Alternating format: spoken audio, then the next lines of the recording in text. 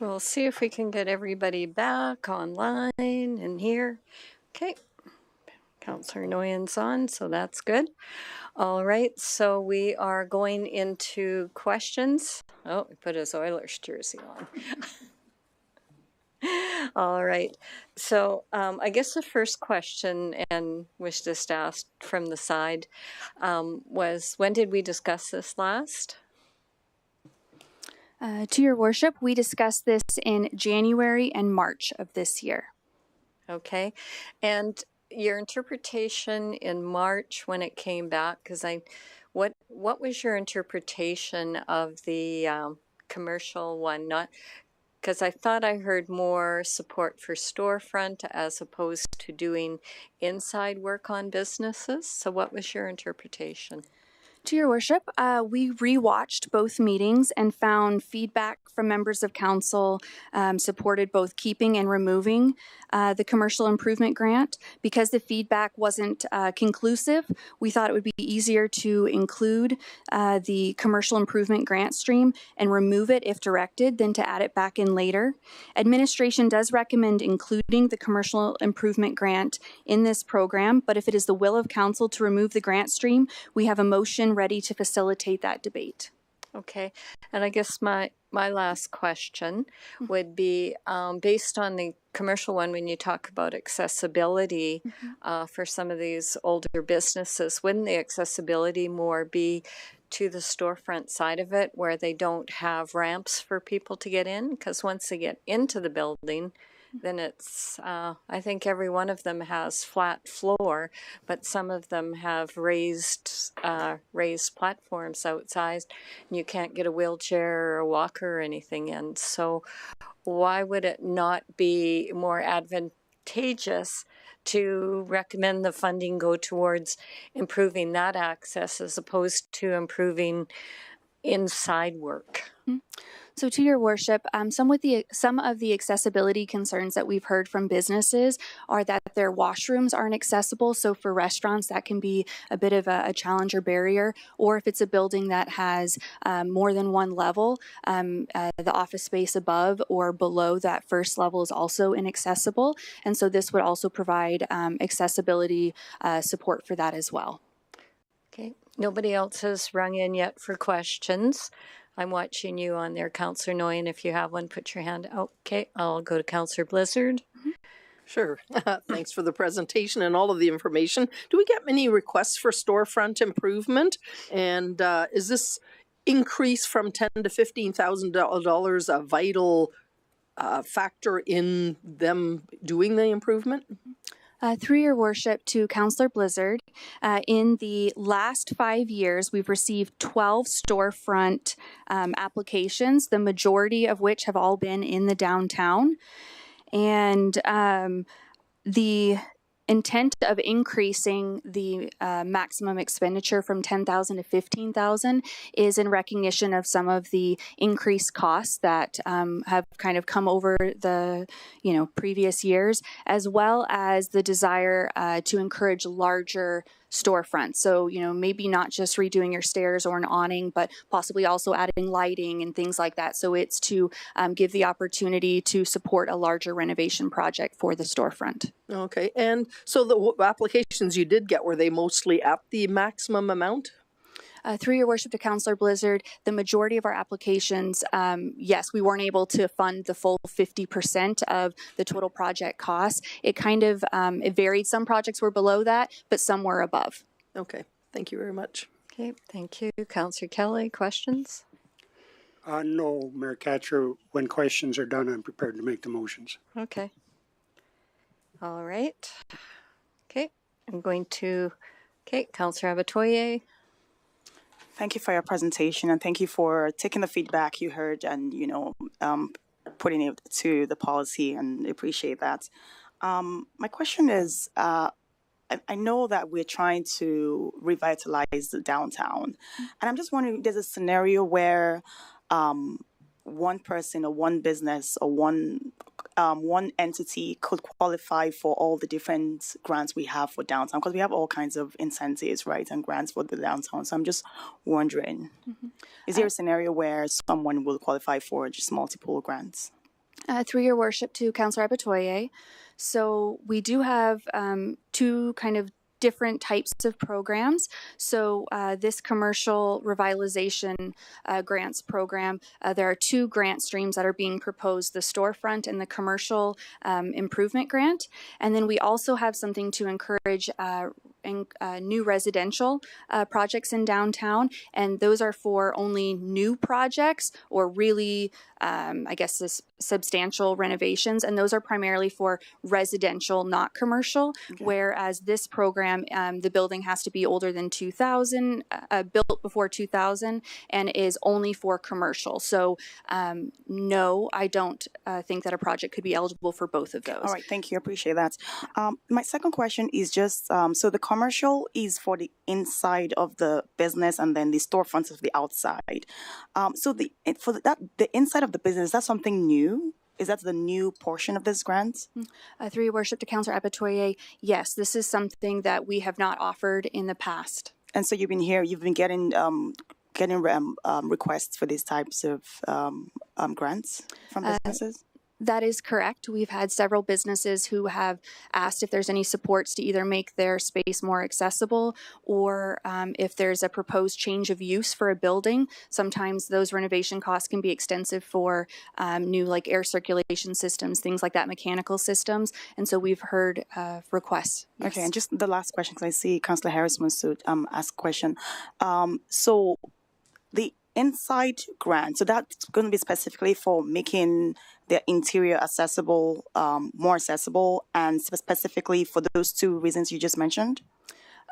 Through your worship to Councillor Abatoye, yes, it's to make it more accessible or more functional. Okay, so yes. It won't be like for decoration or to make it look nicer or anything like that, right?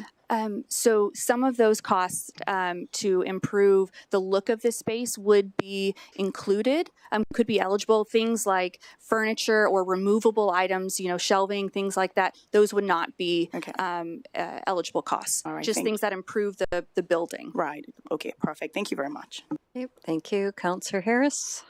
Ms. Duncan, do you know what the current vacancy rate of commercial space in the downtown core is? Through your worship to Councillor Harris, yes, we had a commercial retail gap analysis done of our downtown, and it was about 15%. 15% vacancy. Would you consider that to be high or low? That is higher than other areas of our city. But in reality, is it high or low? It is higher than I think that we would want.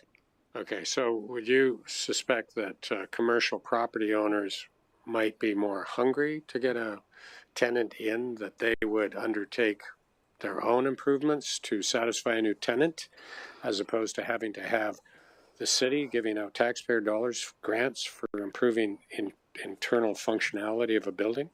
I can see the storefront one, but the inside one, I'm trying to understand that. Like, what's the market?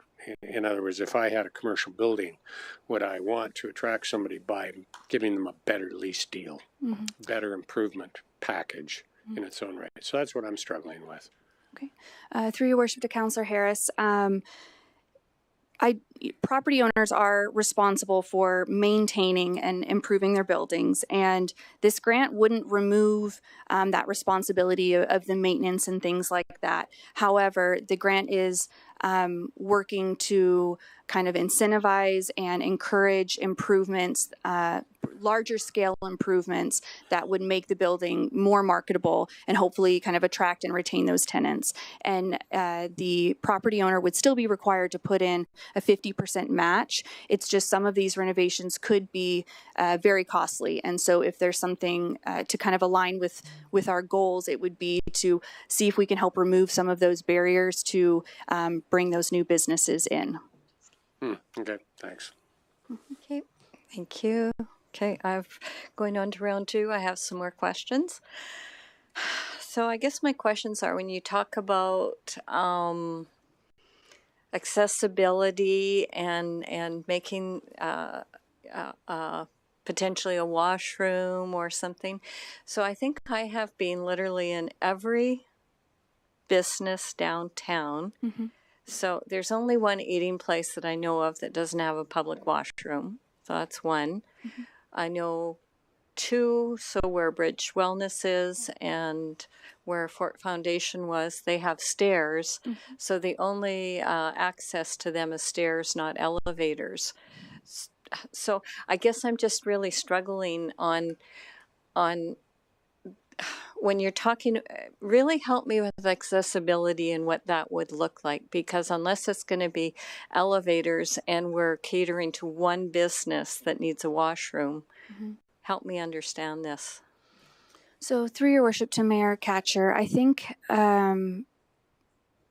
when we've been talking with several different businesses downtown, they've mentioned some of the high costs of improving their space, or with some of the property owners, we've been doing some engagement, and we have heard that adding things like washrooms or some of those accessibility things are challenges. They are expensive. So I can't give you an exact number, but it is something that has come up in several of our conversations. And I think with the commercial improvement grant, it's not just accessibility. Sometimes it's the functionality. If a restaurant wanted to go into a space that wasn't previously a restaurant, there are a lot of increased costs for some of those mechanical systems and things like that. So having these buildings be a little bit older, all renovations are probably going to cost more. There's things when you kind of open them up that you'll find that will have to be changed. There's also some code issues from when the buildings were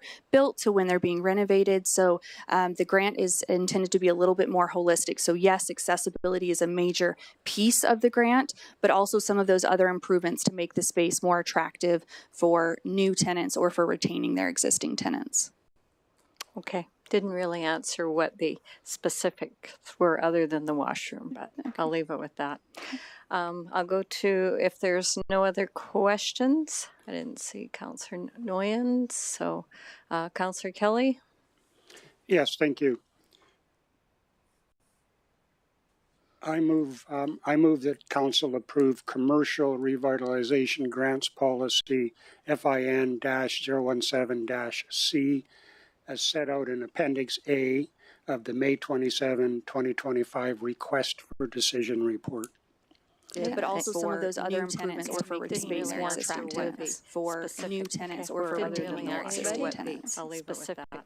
We're other than the washroom. If there's no other questions, I'll go to, if there's no other questions, I'll go to, if there's no other questions. If there's somebody watching on live stream, can you, well, Yes, they thank you. wouldn't be able to. Councillor Kelly? I move that council approve commercial revitalization grants policy. It sounds like it's repeating. FIN-017-C as set out in Appendix A of the May 27, 2025 request for decision report.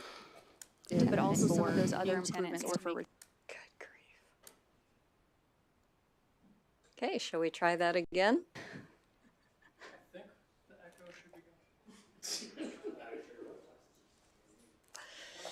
You think we're okay? I think we're okay. Okay. We'll try that again. Sorry about that. Okay. You can speak to your motion. Should I restate the motion? Do you have that? Okay, she says she has. Okay.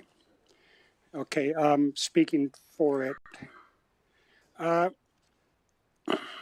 intent of both of these programs is to incentivize the use and functionality of the older parts of Fort Saskatchewan. It's not because council wants to give money away to help a business do what it probably should do anyway. It's because council, at least I believe, and I think council should believe, that the older parts of Fort Saskatchewan are important. And like every other community, smaller community in probably North America, but for sure Alberta, the original downtown cores are being hollowed out. It's the downtown cores that give the community its character. It's the downtown cores where communities tend to meet for special events such as July 1st.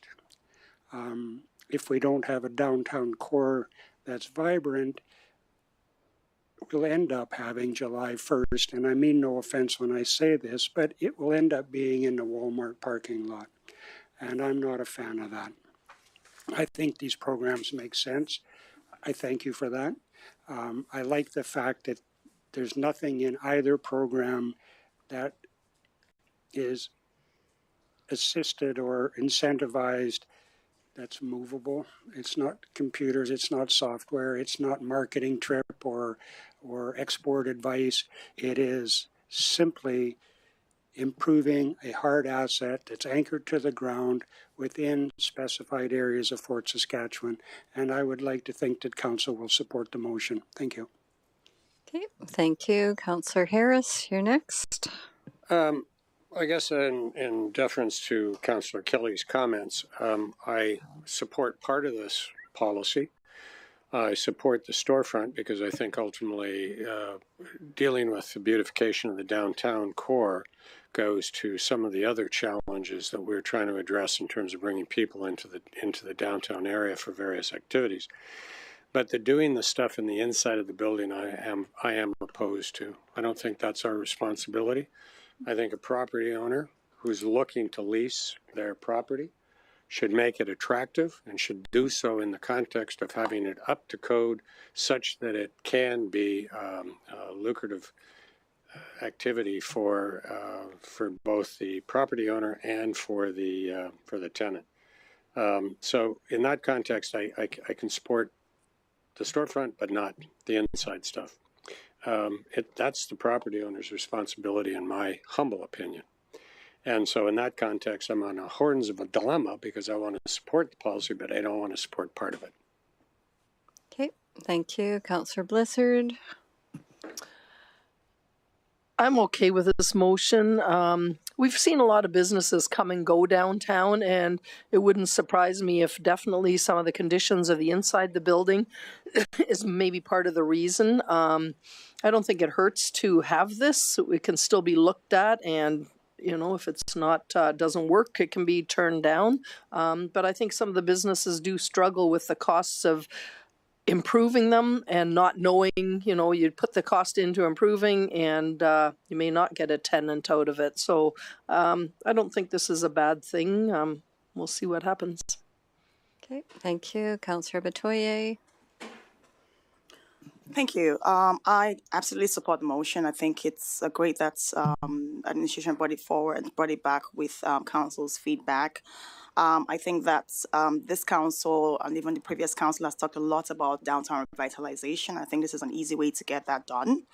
I think that revitalizing aging commercial property obviously helps with long-term sustainability because we're going to be improving the reuse of existing building, and so that's obviously encouraging more use of our downtown.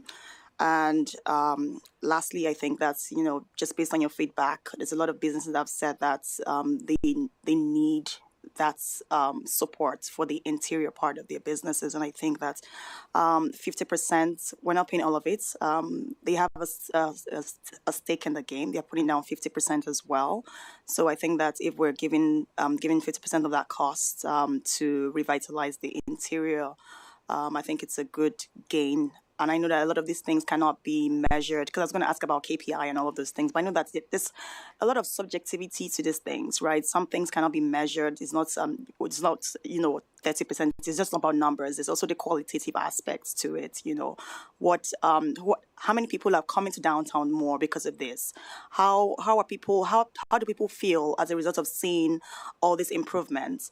How does that person who has a disability that's able to access the space, how do they feel because of this improvement? So there's a lot of things that we can't really measure quantitatively, and I want to believe that this is a valuable improvement to the policy. And I want to say thank you. I definitely support the motion. Okay, thank you. Well, it looks like it's going to pass anyway, but I do want to put my 2 cents in because I did have concerns last time, and I supported the storefront portion of it, and I support some of the funding going towards making like the para ramps so people can get into the businesses. But as soon as you're in the business, I think that that's the landlord's responsibility. And as I said, as I go downtown and I think about each of the stores, other than the bowling alley, which the city owns, and at some point in time we'll have to do our own renovation there, or depending on what goes on in there. But as I go through each of the buildings, I think most of them have already done a lot of the accessibility stuff. I think unless it's to put in an elevator where it's actually going to get people to the second floor, and that's what we heard with the Bridge Church, is that they don't have access for people to get up there. That's the access I would be willing to support. But to do their HVAC units and their air conditioning units, I think that's just an extra perk that they should be looking after themselves. So I find it very difficult to support that. And as I said, I have literally been in every one of these businesses. I know which one requires the washroom. So I know that one. I've been into the art ones, the massage one, the jewelry stores. I've literally been into all of them, and I think most of them have already done most of their internal work themselves. So unless I think council was able to give the final nod to what an internal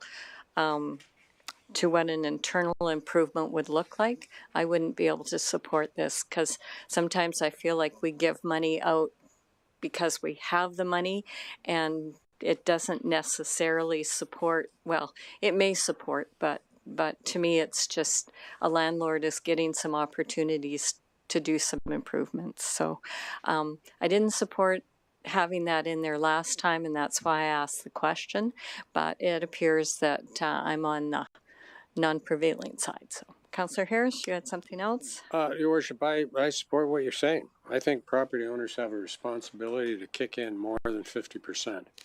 And if they want to have tenants in into their buildings, they should be responsible for doing what needs to be done.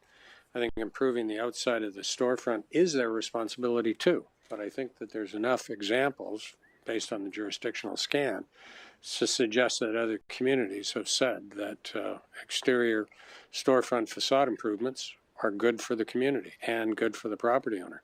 So I'm not prepared to support the recommendation on that basis. I support part of it, but not all of it. So if I vote against it, it's because of that second part. I think the property owner should be responsible for that. I would like to see all businesses and property owners be successful. I don't know if we have to support it to this extent. So that's my point of view. Okay, thank you. I'll go to Councillor Kelly on close. Whoops, just a second. Go ahead. Yes, thank you. There was quite a bit of discussion about bathroom access, and that's certainly one of the potential beneficiaries of the program. But I think you did a pretty good job in your report of indicating and describing functionality issues, accessibility issues, and perhaps even more importantly, and finally, energy efficiency. So it's not just bathroom access. Some councillors made the state that it's the owner's responsibility, and I won't argue that. You own the property, presumably you own the property as an investment, and you want to make sure your investment is looked after and maintained in a proper way. As I said in my opening remarks, and I'll repeat them, this is an incentive program. It's in place to incentivize future businesses or existing businesses to either relocate to certain areas of Fort Saskatchewan or stay in certain areas of Fort Saskatchewan. It's an incentive program. Both of these are absolutely the responsibility of the property owner. And I don't quite understand drawing the line between at the front door, but nonetheless, I think it's going to pass as well, and hopefully it will, because I think it makes sense, and thank you for the report. Okay, thank you. The motion is closed. Please cast your vote.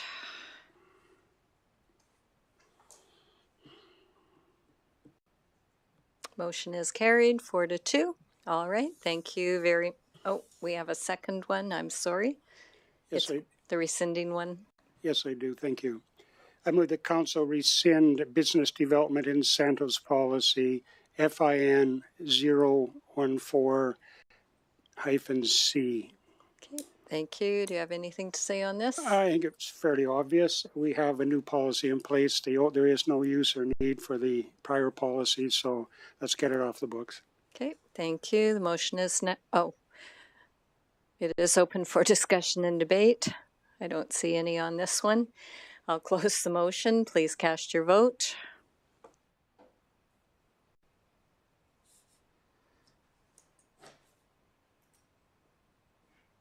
And that is carried. Thank you. All right, we will move on to automated traffic enforcement. Corrine Rayner.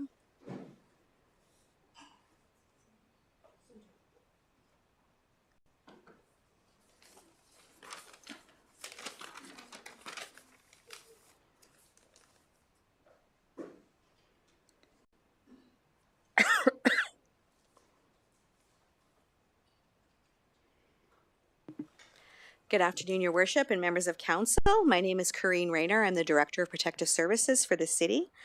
I'm here to present information on the Automated Traffic Enforcement Program in respect to the new provincial regulations and the effect these new restrictions have had on the traffic safety plan for the City. An assessment has been completed on the future of ATE, and I'll provide some key findings of what that assessment has shown us. Alberta Transportation and Economic Corridors made changes to the Automated Traffic Enforcement Guidelines effective December the 1st. These changes prohibited the use of ATE on all numbered highways and connectors. It removed the ability to use speed on green devices within our intersection safety cameras, and we are only allowed to use red light cameras in those devices. Mobile photo enforcement has also been limited to school zones, playground zones, and construction zones. These changes have significantly impacted the city's use of ATE technology and eliminated 8 out of 9 intersection safety device cameras, leaving 1 operating on 99 Avenue. This camera sees 12 to 15 violations per month. There have been, the site also has had 4 collisions in the last 3 years, which is, according to the province, a low collision rate.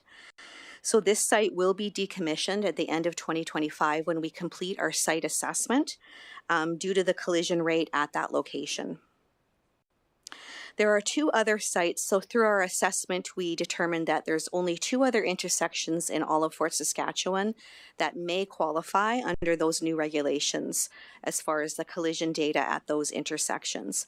We would have to apply to the province to make those sites viable, and we have to first prove that there are that engineering controls and traffic calming measures and conventional enforcement don't work before we will get approval for those sites to be active. Mobile photo enforcement is limited to the school zones, playground zones, and construction zones. We typically don't operate automated traffic enforcement in the construction zones. We use our officers to do that conventional enforcement in those zones. With the school zones and playground zones, we are limited in the times that we can operate there as well. There is a time restriction to the school zone times. You can't operate automated traffic enforcement on a day off or throughout the summer months. Collisions in the school zones and playground zones are low in frequency and severity. There's been an average of 5 collisions per year across all 11 sites, and they are mainly property damage collisions. Total speeding violations are also low in these areas, with an estimated average of 1.72 violations being issued per hour of operation for 2025. Some of the key findings of the assessment on the future of ATE is that the program has become less impactful due to the new provincial regulations, restricting where ATE can be used and prohibiting the use of the speed on green cameras. We foresee the costs of operating the program increasing in the future due to economies of scale, with fewer violations going out, and the cost of that equipment is still quite high. Red light violations that end up causing a collision are low in frequency as well, which is good news for the city. Mobile photo enforcement is only allowed in areas where we see less collisions, less frequent amount of speeding. The vehicle is a great deterrent while it's parked there in the school zone because it has flashing lights and signs, so it is a good deterrent. Overall, ATE cannot be used in locations where we see the highest volume of collisions or the highest amount of injuries. This is a heat map of the city of Fort Saskatchewan, which shows where our collisions are happening. And you can see the area with the most heat going on there is along Veterans Way or Highway 15 and 21, where we do see the most collisions, and we're not allowed to operate automated traffic enforcement along that roadway at all. This slide shows a timeline for when the automated traffic enforcement decisions have been made. We need to make a decision now about what the future for ATE will be in the city, as our current contract does expire in February of 2026. In June of 2024, the province first announced the changes to ATE that would take effect on December the 1st. Administration shut off all speed on green cameras on that date. Then in January, all ISD cameras were removed off of Veterans Way because this is deemed to be a connector road that is connected to a numbered highway. So with the pending ATE contract expiry in February, now is the time to start preparing for the future of ATE. And if we were to continue with automated traffic, we need to start researching and preparing an RFP process that would be prepared over the summer, and then so that we could have a new contract in place if we chose to come February. Administration is considering other ways to enhance traffic safety, and this involves focusing on conventional traffic enforcement. The RCMP and municipal enforcement officers are strategically planning joint force operations, monthly focus on high collision areas, while using the collision data, the speed display sign data, and conducting conventional traffic enforcement. We will continue to work with the engineering department on traffic calming measures and engineering controls around traffic safety. We have purchased several new speed display signs to go along the highway to help to track data and educate our drivers on how fast they're going. And we've been working with corporate communications to develop a new Vision Zero driver education campaign. We are planning to make a budget recommendation for 2026 to add one full-time community peace officer to conduct traffic enforcement going forward into 2026. Administration is recommending discontinuing the use of ATE as a traffic safety tool based on the limited traffic safety benefits under the new provincial guidelines. An assessment of multiple data points regarding ATE has been made. This including giving consideration to the new ATE guidelines, collision data, the volume of violations. An environmental scan was conducted to see what other municipalities and how they are intending to manage this. The impacts on traffic safety versus the resource investment. With that consideration, it is difficult to recommend supporting an ATE program going beyond our current contract. Thank you, and that concludes my presentation, and I'm happy to answer any questions. Okay, thank you very much. Councillor Harris, you're first. There is equipment at each one of our main sites on Highway 21 to 15. Are those owned by the city, or are they owned by the contractor? Your Worship, through to Councillor Harris, those are owned by the contractor. Okay, but we've turned them off. When are they going to be removing them? Because I would think that those things should be removed sooner rather than later. I mean, they may offer a deterrent, at least from a signal standpoint, but if they own them, what have they said to us about when they're going to actually physically remove that and all of the connecting appurtenances? Your Worship, through to Councillor Harris, by June the 2nd, they will be removed from those locations that we've kept year. Of this year. Okay. Yes. Yeah. Okay, so they're there, but they haven't been monitored in any way, shape, or form. Your worship, through to Councillor Harris, we've left them on just for tracking data. I wanted to see if the speeds have increased since January, comparing it to last year. So I'm just waiting to receive that data. So we left them up so that we can still collect some of that speed data so that we can do some comparisons. Okay, I think that's a wise thing to do. I would definitely suggest that's reasonable. And there are people that have radar detectors that drive around with them, and they think maybe they're avoiding that.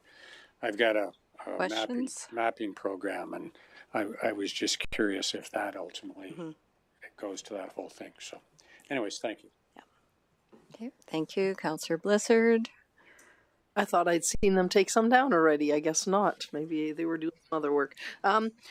Couple of things. So just on the ATE timeline, August 2025, it says continue ATE. That's just our city continue. It's not a provincial looking at it again. Your worship, through to Councillor Blizzard, no, that's just doing our assessment of whether we're going to continue, and the city should make a decision before August so that that RFP process could get started if we were to continue. Okay. Yeah, I'm okay with it going down, but so in the map, the heat map, it looks like the one intersection would be right downtown by the CIBC and Esso. Where's that little south one that's got a bit of yellow? Is that on the highway, or is that, yeah, right there? That is, I believe that is Veterans Way and South Fort. Oh, so Drive. it is still on the highway, so that Yes. wouldn't be eligible? Yeah. Okay, thank you very much. Okay, thank you, Councillor Abatoye. Thank you so much for your presentation. And I think that's the kind of the solutions you have to, especially those areas that's with high collision potential, is really, really, really good. My first question is, if I can see my writing. So what kind of impact do you think that these changes will have on our Vision Zero goal? Your worship, through to Councillor Abatoye, I think that the impact of the decision of the province to remove speed on green is significant. We will see speeds increasing. It's just a great deterrent having those cameras in that location. I worry that collisions will start increasing. That could be a potential impact, and severity of collisions could start increasing throughout the city along that corridor, just because there isn't that constant monitoring of speeds.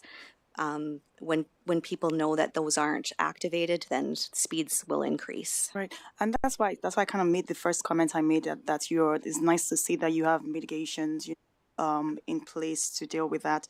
And my follow-up question actually on that is there a requirement to actually remove those cameras, or can they just stay? Because I think people are going to see the cameras and think, okay, I better not speed. Even like, it's not like everyone's going to know that they're inactive. You get what I mean? So is there a requirement to actually take them off? Your worship, through to Councillor Arbitor, that's correct. There is a requirement to remove them.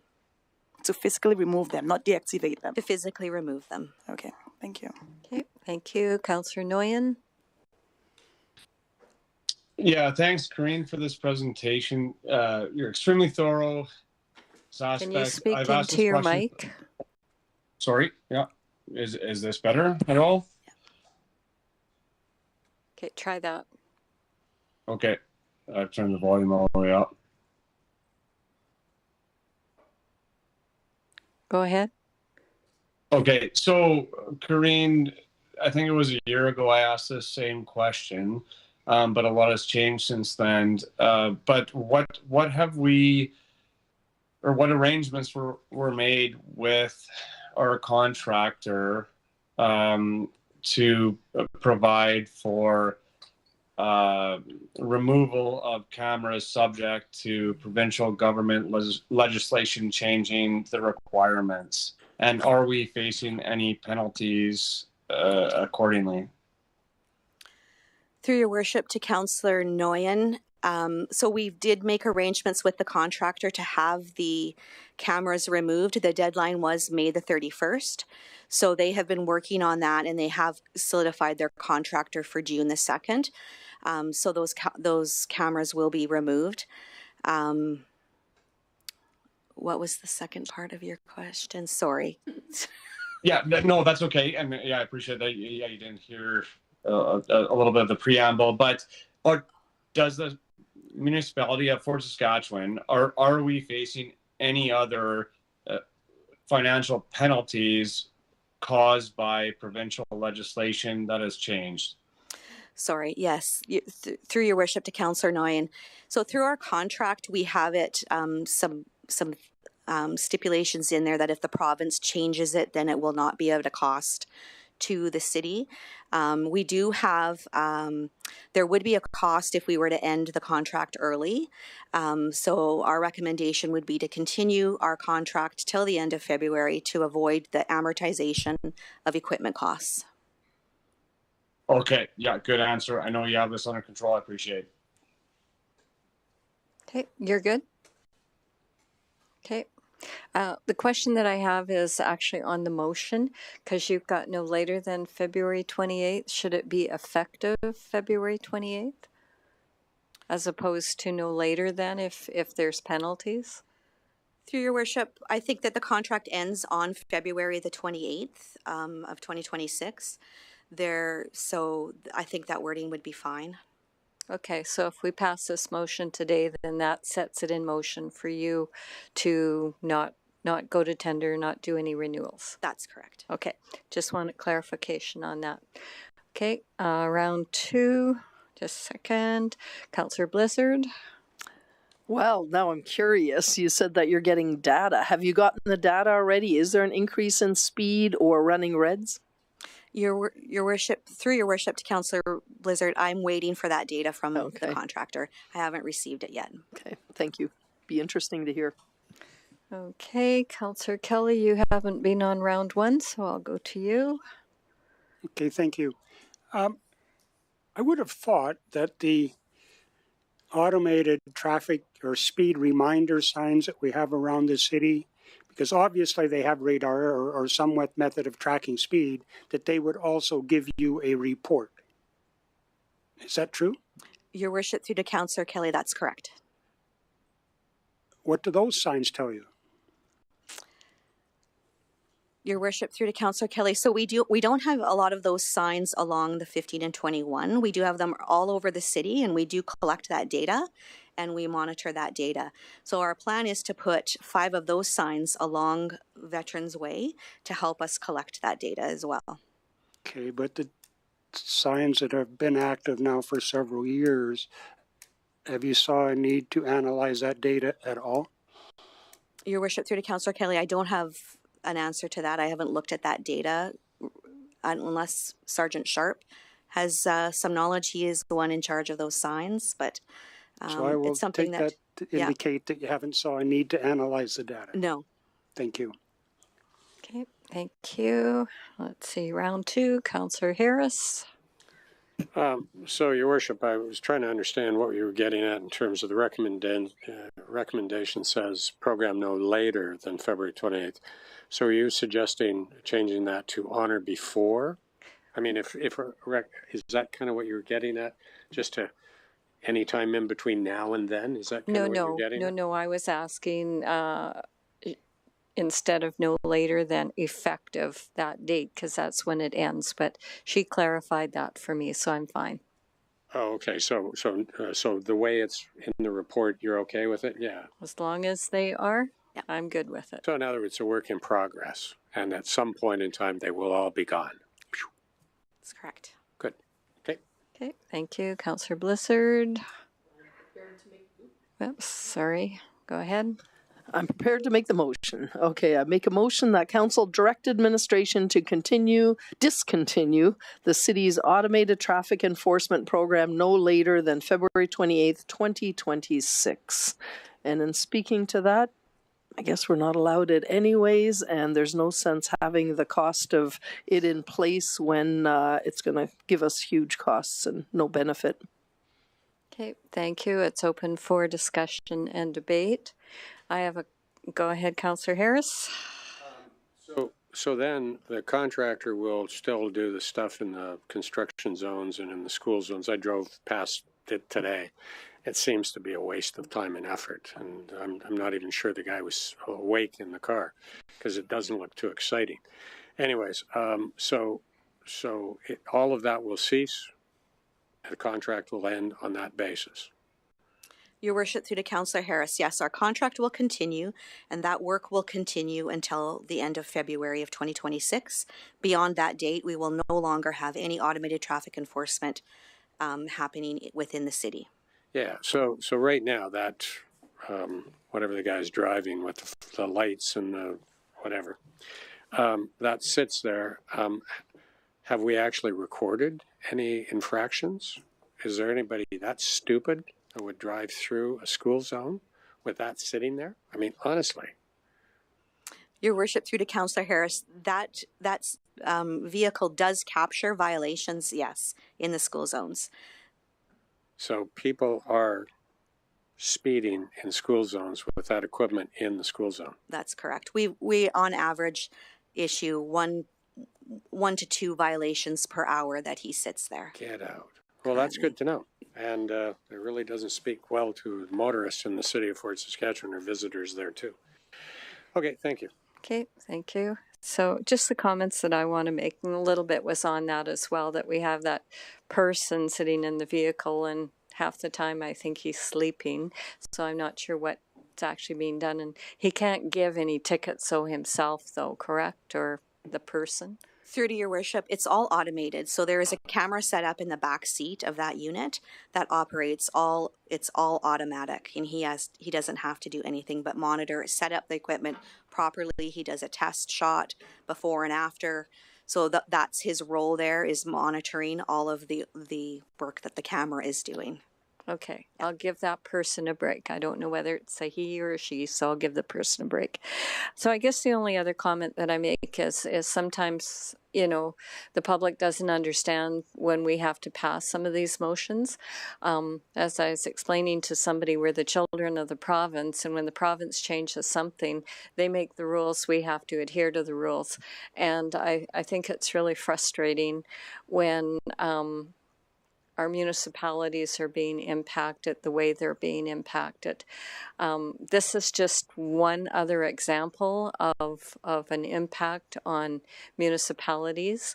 And I think at some point in time, and somebody mentioned this to me at one of the functions that I was at, the city should actually start communicating more how these impacts are impacting us, because somebody said, well, what's the impact of not having these? And I said, well, for every 500,000, it's 1% on your taxes.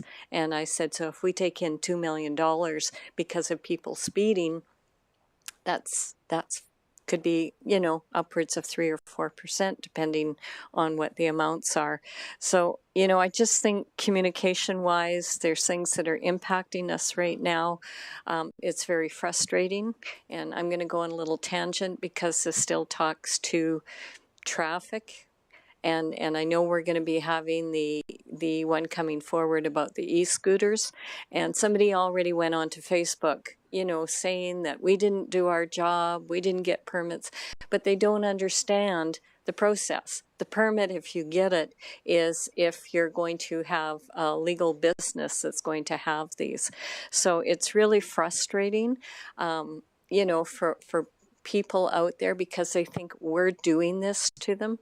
So I don't know how we get around communicating better, but that's my little vent that I'm doing because I have this opportunity. Not your fault. None of your guys' fault. I actually feel really sorry for our municipal enforcement and police as this comes forward, because we know when there are not processes in place, people will just utilize. They'll speed. We know that. We see that happening down at the boat dock. We see that on our local streets. So heaven forbid, once the highway opens up, it'll be fair game, I think. So those are just my comments venting, so because I never get a chance otherwise.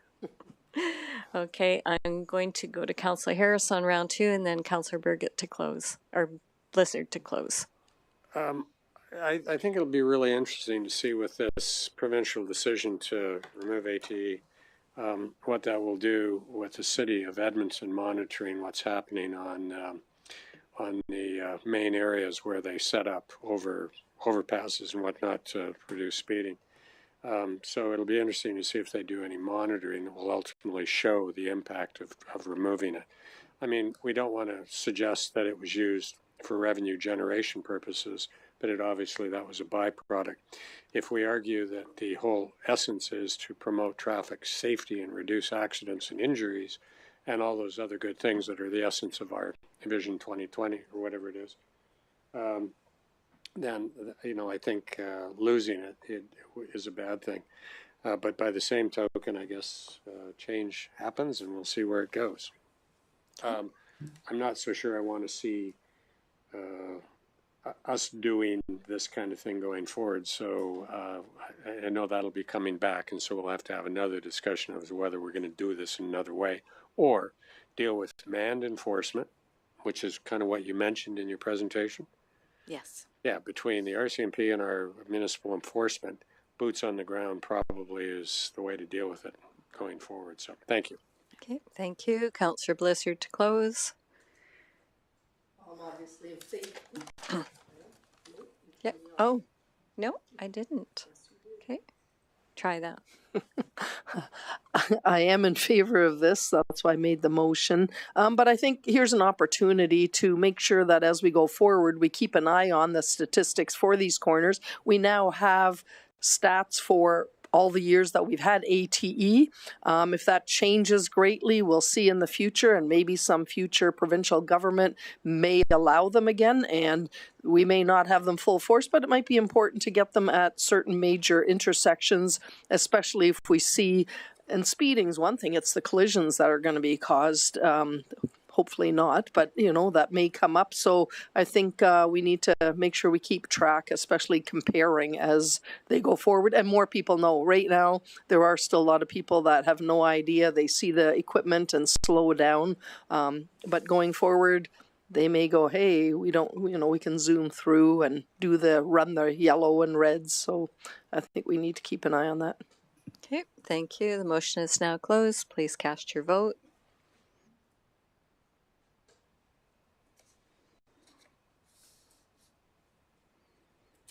And that is carried. Thank you very much. All right. We're going to move right along. Water tower lighting, Paul Edgington. Oh, pardon? You need a break? Okay, I've been asked for a break. Can we do it in 5 minute recess? Okay, so 16.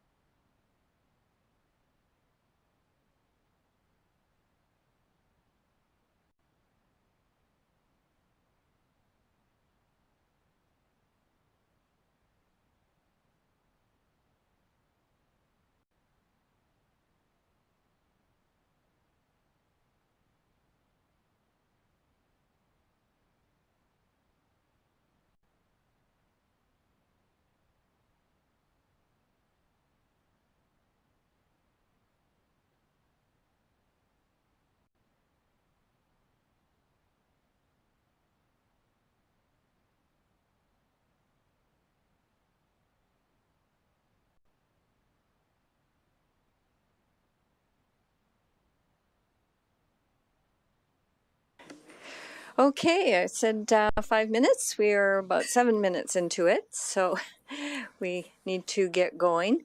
So the next item that we have is Water Tower Lighting by Paul Edgington. Welcome, Paul.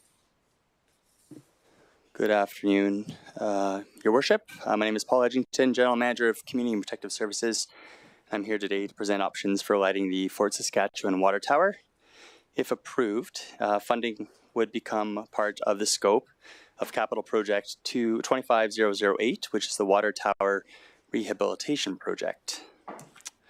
So as I just noted, the Water Tower Refurbishment Project was approved as part of the 2025 budget, and will start in July of this year, commencing in the fall. It's at the end of September.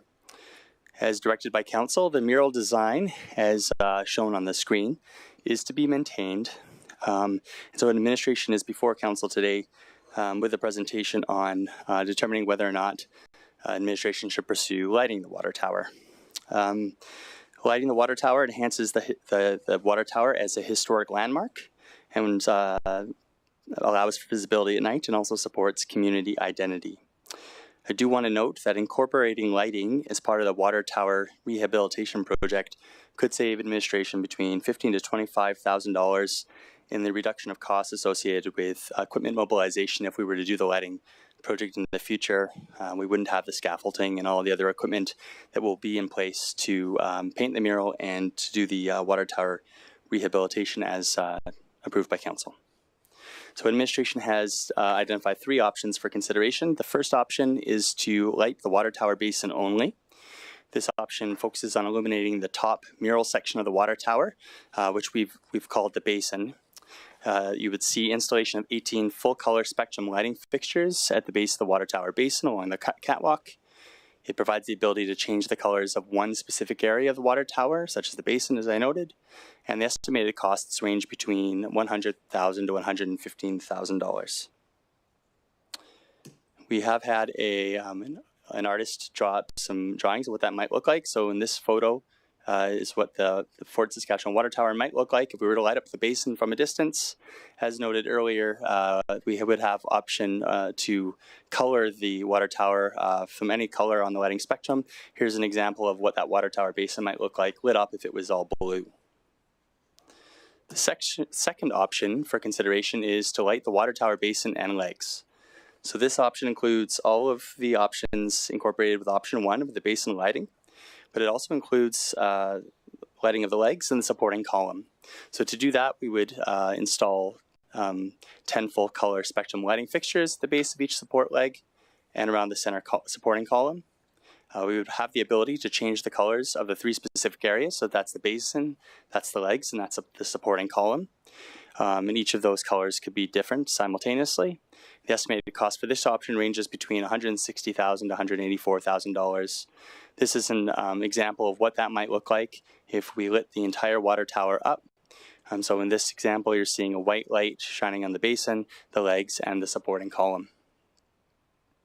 And the third option, which is full lighting design with effects, is a comprehensive option that takes all of the components from options 1 and option 2 and adds 100 color changing effect fixtures throughout the exterior, which allows the water tower, or enables the water tower to become an interactive lighting display with color changing effects. The estimated cost on this option ranges between $220,000 and $253,000.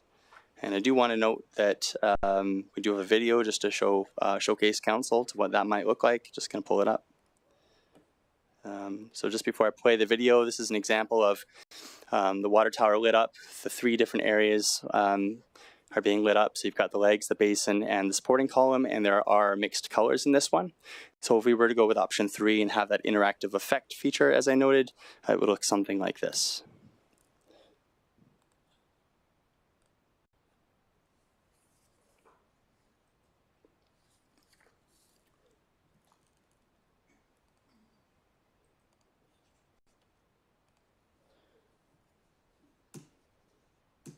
So the common features amongst all 3 of these options is one is that we're able to remotely control and pre-schedule color changes for special events or occasions. All options are fitted with lighting fixtures that are rated for outdoor use and capable of withstanding our Canadian winters. And these light fixtures have a lifespan of approximately 7 to 10 years, depending on usage, which includes intensity of the light as well as the number of hours per day that we are keeping the tower lit. Administration has identified some operating cost estimates that should be taken into consideration for this decision. The operating costs are for both lighting of the water tower, so the electricity cost, as well as the replacement of light fixtures over a 10-year period. If approved, administration would submit the corresponding budget amendment as part of the 2026 budget process. So the operating cost estimates for option 1 would be $13,800 per year, option 2, $24,200 per year, and option 3, $30,500 per year. And with that, I'm willing to take any questions council might have. Okay, thank you. Councillor Harris? You mentioned about a lifespan for these lights of about 7-ish years, plus or minus. Are they LED bulbs? Obviously, commercial grade LED. Through your worship to Councillor Harris, that's correct. The light bulbs are commercial grade LED fixtures. I would have thought they would have had a significantly longer operating lifespan than 7 years. And in respect that we're going to turn them on depending on the time of the year, and it'll be obviously used accordingly. But are you guys comfortable with that? Through your worship to Councillor Harris, so it does range between 7 to 10 years, and it really does depend on how we are using the light fixtures. So if we keep it, if we're not at 100% light intensity, and we're not blasting the lights for 24 hours a day, which we wouldn't do, we should be able to significantly prolong the lifespan.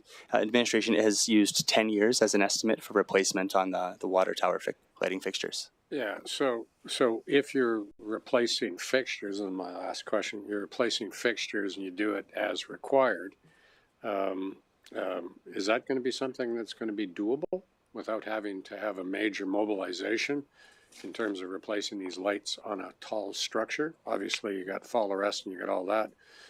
Will that be a contract sort of thing, or would our staff do that? Through your worship to Councillor Harris, these lighting fixtures on other types of municipal buildings are in place in other municipalities, and so we'd have to talk internally with our staff, but assuming that we don't have the expertise to do that internally, it would be an external thing, and there would have to be, as to your point, some equipment mobilization to replace them. So all of that is within the context of the 3 options you've given us, and ultimately that'll come back in an operational context as required. Yeah, through your worship to Councillor Harris, that is correct. Okay, thanks. Thank you. Councillor Nguyen? Yeah, thanks for the presenting the options. So my question is, the high-level bridge in Edmonton has a similar feature where it projects over the city of Edmonton, U of A area, and downtown area. What's the benefit of having the support columns lit up? Through your worship to Councillor Nguyen, having the support column, it lights up more of the water tower. So in the examples we've provided, some of the drawings, you can note the support column in options 2 and 3. The middle of the tower is lit up from underneath, which provides just more visibility in the night for the water tower. Okay, great answer, Paul. And do we want this to be a beacon? Do we want it to be visible and shining around the community area adjacent to the water tower? What's the intent of the lighting? Through your worship to Councillor Nguyen. So administration saw an opportunity through our work on the mural as part of this water tower rehabilitation project to bring this to council to see if there was will from the community, council and the community on enhancing the landmarks, the water tower as a city landmark. Essentially is the value of doing this, as well as in, providing visibility to the tower at night, and also provides an opportunity to showcase for certain holidays and events and such.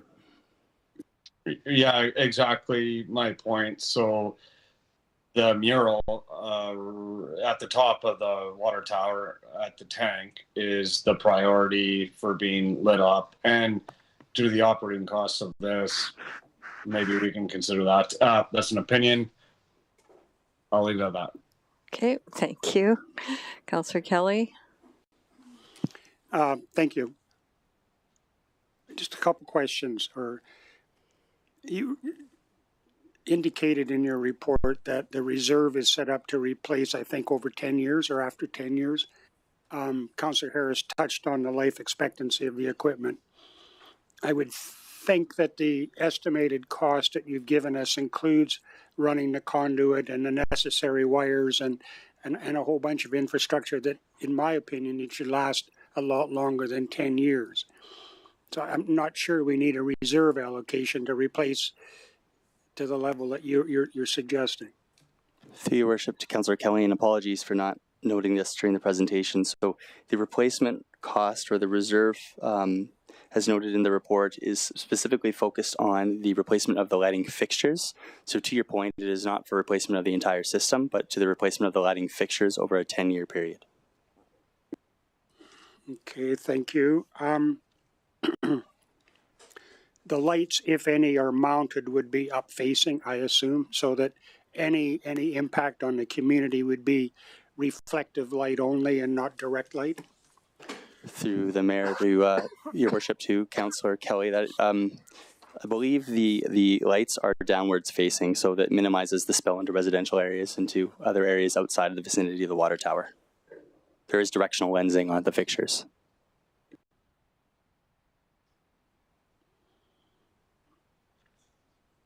To light the bowl, you would light it presumably from the existing safety rail that's around there, right? Through your worship to Councillor Kelly, so that is correct. So I guess just to correct myself, the lighting is using directional lensing, so there's a vertical drop off. So the lighting isn't being shot out at a 45 or a different angle. It's being up or down. Okay, I think I got you. So bottom line, there should be, other than the reflective light, there should be no impact on close by residences. Through your worship to Councillor Kelly, we anticipate minimal impact. That being said, if we do get some commentary from the community, we do have, the system is able to be adjustable to be able to speak to their concerns, such as the intensity of the lighting, the timing of the colors used. Okay, thank you. Okay, thank you. Councillor Blizzard? Thanks for all the information. I do like the idea of lighting it. Would the people that are painted at the top be visible with these lights? And probably not with blue or some of the darker, but if we had the white light or maybe even a yellow, would they be visible, or is it too straight up? Through your worship to Councillor Blizzard, that is the intent. I know in other communities that light up their water towers, you are able to see the mural or whatever the logo is on the water tower, so that would be the intent. To your point, if you were to use a darker light, it might be more difficult to see the mural. That makes sense. Now, I'm looking at the 10-year and your contributions to reserve. So just using one, because it looks like this was followed for all of them. So option one, the reserve is $10,000 a year, which adds up to $100,000 plus over the 10 years. To me, that's the entire cost. So is the lighting fixture 90% of the cost of putting this up, or like, are the lights that expensive? I know LED are a little more, but it seems high. Through your worship to Councillor Blizzard, yes, the lights are a significant portion of the implementation cost, and I do note that we've used a 4% inflation, so over a 10-year period, that's where you're seeing the additional cost. Okay, that's all I have for now. Okay, thank you. Councillor Vatoye? Thank you for your presentation. Councillor Blizzard already asked my first question. My second question is a bit technical because as we're just chatting about this, I did a quick search about water tower lightning, and I saw a lot of water towers that have been struck by lightning. So I'm just wondering, again, technical question, is there a higher chance of the water tower being damaged by lightning as a result of the lights that we're putting on the water tower?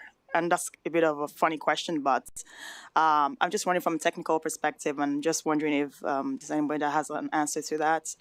What are the chances of the water tower being struck by lightning?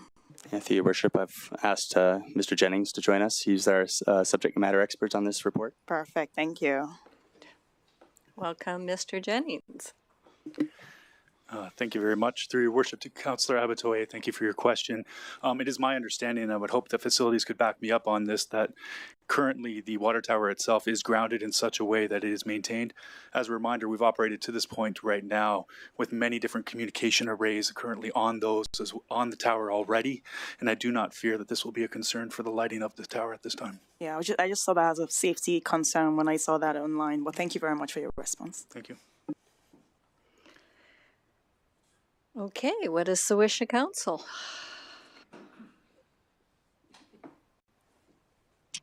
Mayor Council? Kasher, I'll put a motion on. Oh, Sorry. just second. Pardon? Oh, I didn't see your hand go up. Go ahead, Councillor Nguyen. Yeah, sorry, I'll put a motion on. Oh, okay. Go ahead.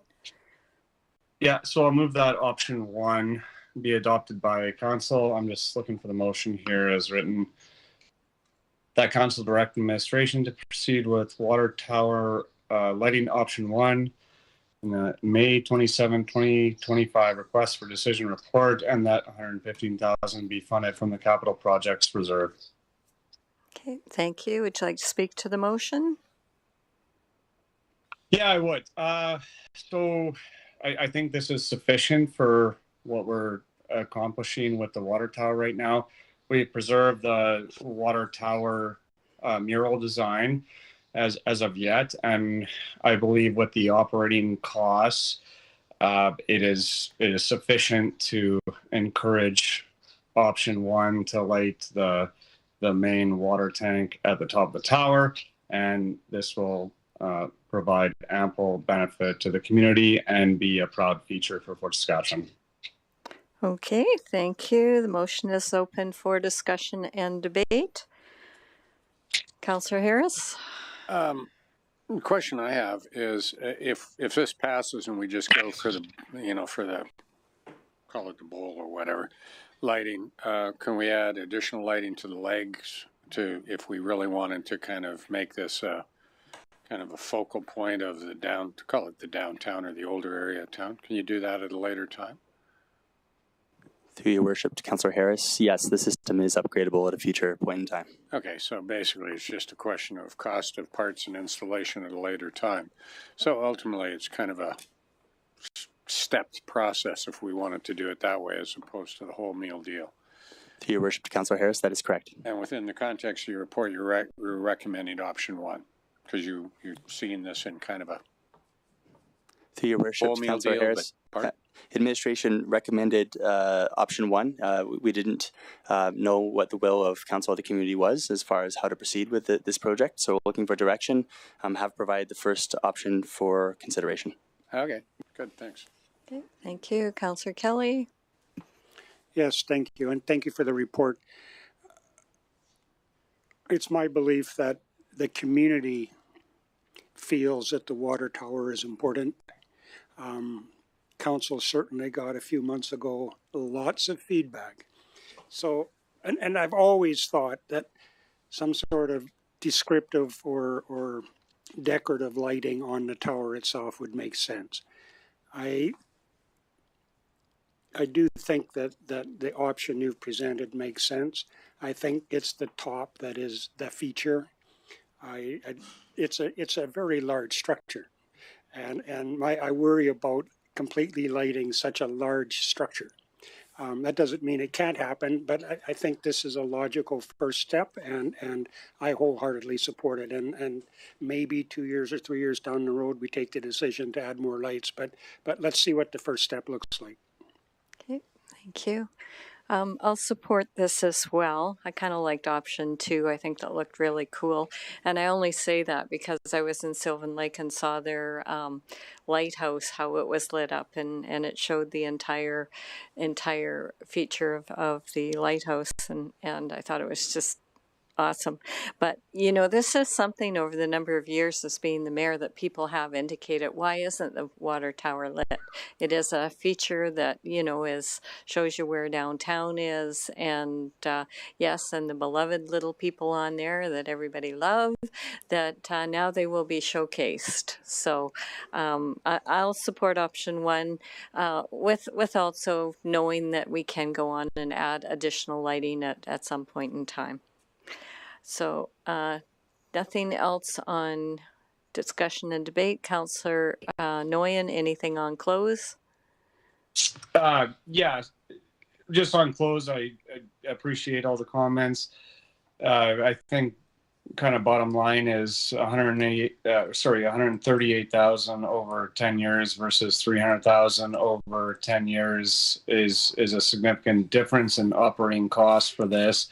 I appreciate your comments, Mayor Katcher, on the Sylvan Lake Lighthouse. That's a significantly smaller scale structure than we have here in Fort Saskatchewan. I also think that the potential to upgrade this in the future, should we wish to do that, is integral to this decision.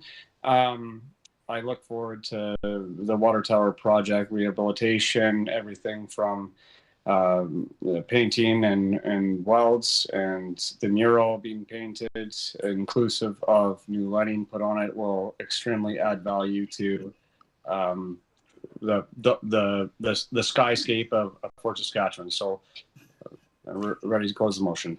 Okay, thank you. The motion is now closed. Please cast your vote.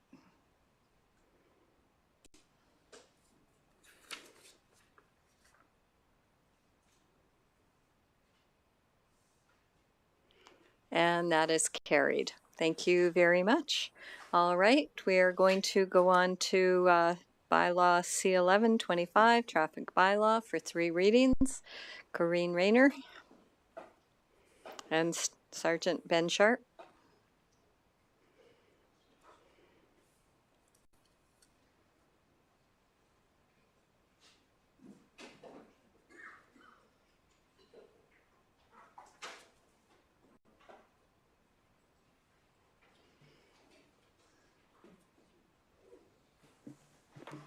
Good afternoon, Your Worship and members of Council. My name is Corinne Rayner. I'm the Director of Protective Services, and with me is Sergeant Ben Sharp, the Municipal Enforcement Supervisor. We are here to present an updated traffic bylaw with some changes and to request 3 readings of bylaw C11-25.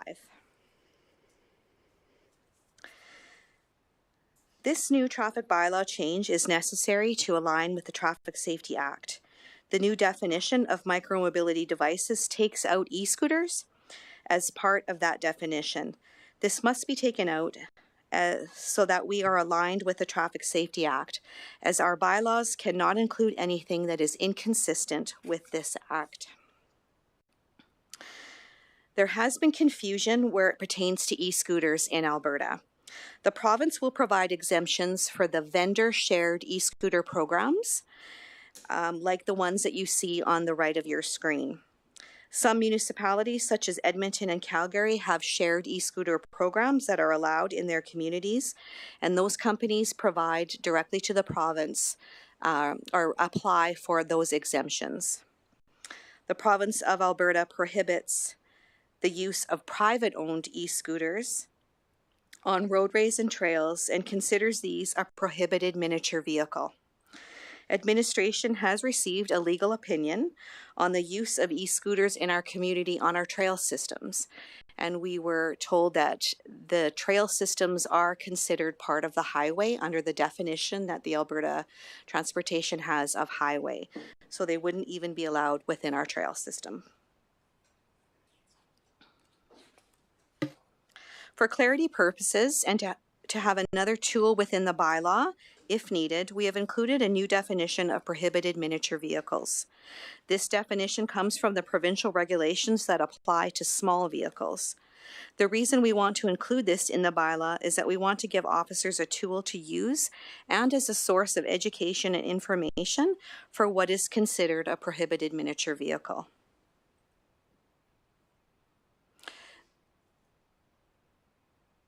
So it's actually section 17 is new to this bylaw that pertains to these prohibited miniature vehicles and that they are not allowed on the roadways, highways, including sidewalks within the city. There is a fine associated to this as well within the bylaw. Public Works has asked us to add in a section regarding driveway aprons. So a new definition of driveway apron was added to the traffic bylaw, and a section that a property owner who owns property adjoining the driveway apron shall be responsible for keeping the driveway apron in a reasonable state of affairs. So under section 8C, that's where it stipulates that any repairs to the driveway apron is the responsibility of the property owner. We've also done some housekeeping cleanup within the bylaw and removed some of the words that said approval or permission is given from the city manager. This is covered off under the section of city manager within the bylaw. We will be working and have been working with corporate communications to communicate that the regulation of e-scooters falls under the Traffic Safety Act. This is not necessarily a preference of the city. However, we are aligning our bylaw with the Traffic Safety Act. We have messaging ready to go with information also on the website's landing page, a frequently asked questions page as well, and some social media posts that will go out to educate the public that this is Traffic Safety Act legislation that the city is aligned with. The enforcement of this will be a balanced approach focused primarily on education and public safety. We'll continue to monitor usage and respond where there are safety concerns, and we recognize the need for the provincial legislation to evolve to reflect the growing diversity of transportation options. That concludes our presentation, and we're happy to answer any questions. Okay, thank you. Questions, Councillor Harris, you're first. So at the present time, you see young people riding around on their motorized scooters, or their scooters, I guess, whatever you call them. So they're doing that now. I see people riding motorized skateboards and motorized wheelboards, whatever they are. And so those are illegal right now, regardless of whether we're having to change the wording in our bylaw to make it compliant with the HDSA. But so going forward, all of those people will ultimately be breaking provincial, well, they'll be breaching our bylaw, which is passed in accordance with legislation. So what will happen with enforcement? Are we going to start pulling kids over and tell them they can't ride their, you said you're going to have a public relate, because that's going to be a big thing. Because I know there are a lot of parents who bought their kids those things and they got them and now they can't legally use them. What are we going to do with enforcement? Through your worship to Councillor Harris, we will be enforcing this primarily with an educational approach, informing young kids that it's against the Traffic Safety Act to be riding those items. And when it comes to the enforcement, it's really dependent on the situation, how it's been driven. Sometimes they can be driven very erratically, whether a collision has been caused. So it'll definitely depend on the situation, and officers will use their discretion. Yeah, I think that's probably prudent. What is the city of Edmonton doing? They've obviously got the contract, so the contractor can use those things. People can roll around the whole city if they want on those things, but they can't use their own private ones, or they would be in breach of the legislation or the bylaw. Is that the way it is in Edmonton? Your worship, through to Councillor Harris, those private or the vendor shared e-scooter programs are highly regulated by the province. So they're restricted to where they can operate. And I do believe that if someone goes off where they're allowed to go, the device will shut off. So there is a lot of regulation around those vendor shared e-scooter programs. And you're correct, they do not allow private owned e-scooters to operate within the city of Edmonton. Well, I was in Spruce Grove about a week ago, and I saw 4 or 5 of them sitting beside the side of the road entering the golf course property. So Spruce Grove has gone a similar kind of contract. Were you aware of that? I was not. Okay. Well, that would be kind of an interesting thing to look into, see how they're handling it. Yeah. So, okay, thanks. Thank you. Councillor Kelly, questions? You bet. Thank you. I was surprised when we started to allow them, because I recall clearly 15 years ago or so when all of a sudden it became illegal to drive a golf cart across the road from the golf course to the parking lot. And we'd been doing that for 35 years before. So it created a bit of a fuss. We got everybody trained, as far as I'm concerned, to understand that they're not legal, and then they became legal and they blossomed.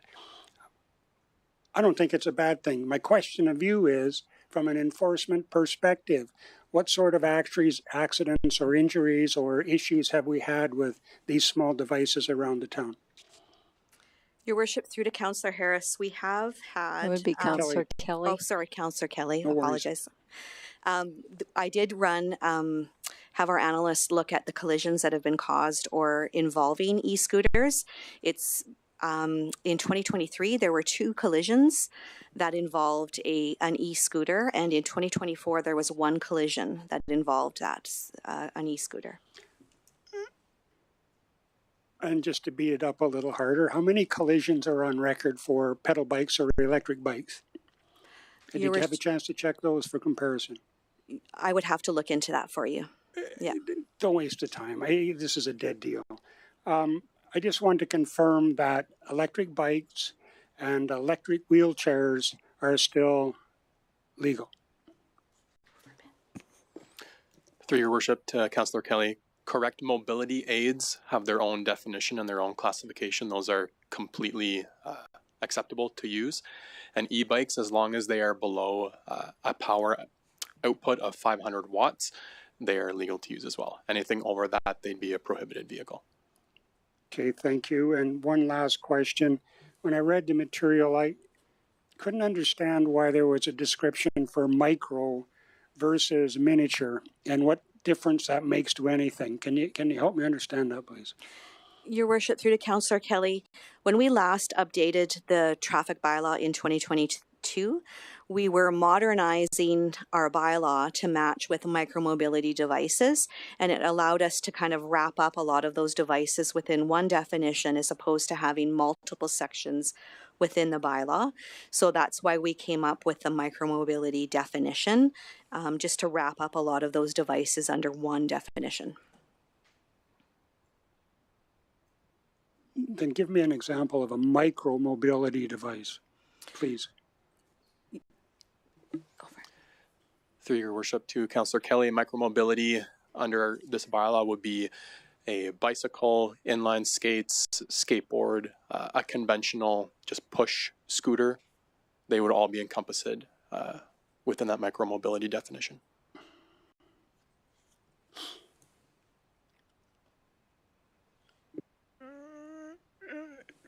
If they're legal, why do they need to be referenced? Your Worship, through to Councillor Kelly, well, we need to reference them so that we can show what is allowed and what is not. So the micromobility definition shows what is allowed to be operated within the streets and the city. Okay, and I'm not trying to be critical.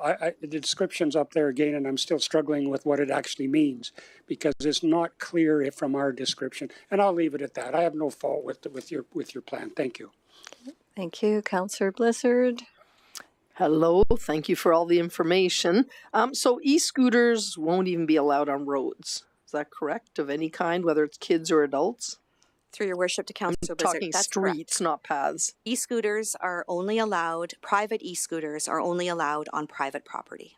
Okay. They're not, they're prohibited on all city streets, sidewalks, and trails. Okay, because I actually came the other day, I was walking and two people pulled out, a couple, mature couple, not kids, and pulled out. One didn't even have a helmet on, but they were heading to the paths, I assume. So what do we do for enforcement? I mean, somebody's got that, they're going down. Are you going to say to them, okay, get off and now walk at home? And what are the risks if we don't do much enforcement, if we, per se, turn a blind eye to it? Your worship, through your worship to Councillor Blizzard, it is a common, these are common modes of transportation, not only in our municipality, in all municipalities. People are riding these types of devices. There is a need, I believe, for provincial legislation to modernize, to fill in those gaps of those types of micromobility devices. I think that depending on the situation, like I've mentioned before, officers will use their discretion as to how they're being driven, how they're being ridden, and provide education to start out with to let people know. And we just need to get that word out that they're not technically allowed in the city. I guess enforcement, though, and that's where I'm going, is up to us. So if us, as in the police department, That is bylaw. correct. So if we decide, is there any repercussions if you said, okay, they're not allowed, but we're going to kind of leave it? I don't believe that there are any repercussions as far as the city's risk, as far as that goes. People's own personal liability and insurance would cover them if they're riding or a device that they're not supposed to be. So the fact that we don't allow them and the way that we enforce it is up to our discretion. Okay, because I walk a lot. I'm on the trails quite a bit. I'm sidewalks on the streets, but I walk a lot. I see a lot of this. I see more issues with lack of bike belts. Actually, people that scoot by and all of a sudden I'm walking and they're on top of me. Okay, I'll comment more after the motion. Okay, thank you. Councillor Nguyen, questions? Yeah, thank you. I'm going to ask a fairly high-level question, and it refers to the MGA. Is it possible for a municipality to circumvent provincial legislation by redefining the definition of a highway? Through your worship to Councillor Nguyen, no, it is not possible for us to do that. The definition of highway is within the Traffic Safety Act, and municipalities cannot create bylaws that are inconsistent with the Traffic Safety Act. Okay, so if I told somebody who likes to ride an e-scooter on our park trails that they're on a trail and that's considered a highway under the TSA, what is my response to them as a councillor? Your worship, through to Councillor Nguyen, so the definition of highway does include our trail system, and that is why the e-scooters are prohibited, because trails are under that definition of highway. Why? Because that's through the Traffic Safety Act. That is the definition of highway. And yes, is it, I do agree, it seems to be very broad and covers a lot of area.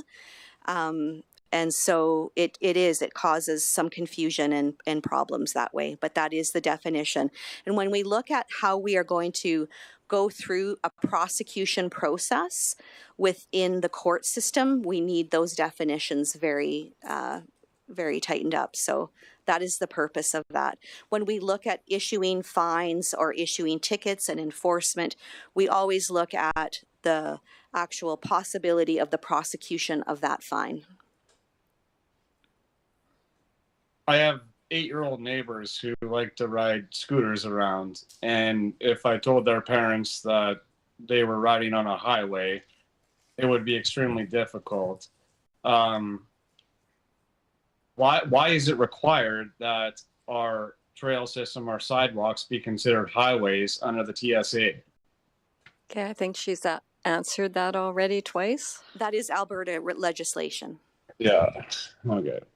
Yeah. Okay. You're okay. Good enough. Yeah. Oh, sorry. Through your worship, I just want to add on to Ms. Rayner's comments, is that the administration has received legal opinion on this, the definition. There was some confusion internally and even regionally on this, but after talking to our legal expert, they concur that the traffic safety definition of highway is congruent with trail systems and stuff like that. It's more broader than you would initially think it would be. Okay. I'll leave it at that. Thanks. Okay, thank you. Let's see, just a second. Okay, yeah, we're on to round 2. I always have to double check that. Councillor Kelly.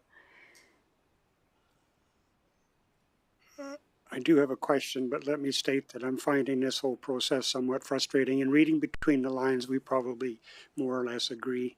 It might make sense as part of the campaign to give each of the officers a nice pre-printed card with a photo of our MLA and contact phone number to allow them to express their concerns to the people that pass the legislation. So have you planned something like that? That's my question.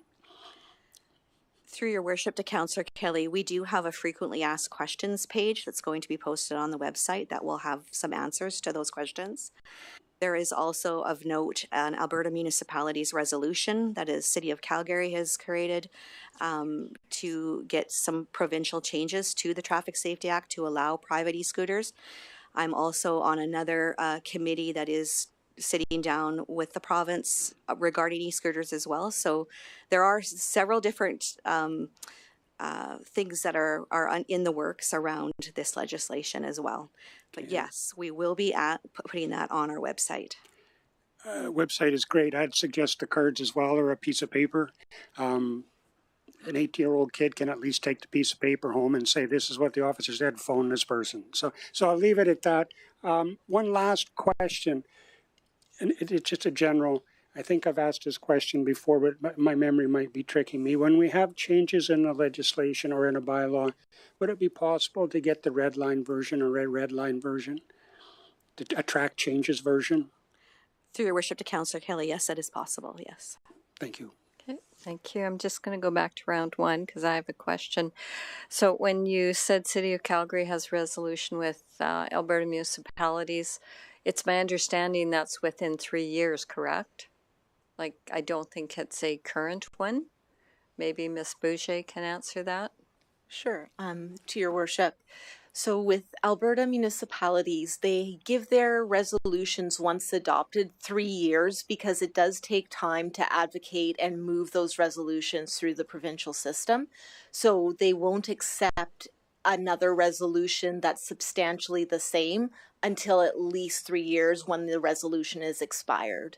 So there is an active resolution currently on this matter with AB Munis. Okay. And that's what was my understanding. So I just wanted to clarify that even though we had suggested maybe doing one, we can't do one because there's already one on the books. You are correct. AB Munis would just say that they are actively working on that resolution already. Okay, thank you. Councillor Harris, round two. Well, that was my question when I first linked in here in terms of what's happening with modification of legislation.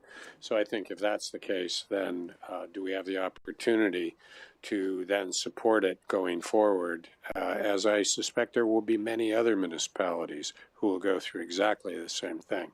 So is there an opportunity for us to show support for this if that is indeed the case? Ms. Boucher? Through your worship to Councillor Harris, Council can always opt to write a letter to the provincial government on this matter if Council is of a mind to do that, saying they're in support of that resolution and providing additional support.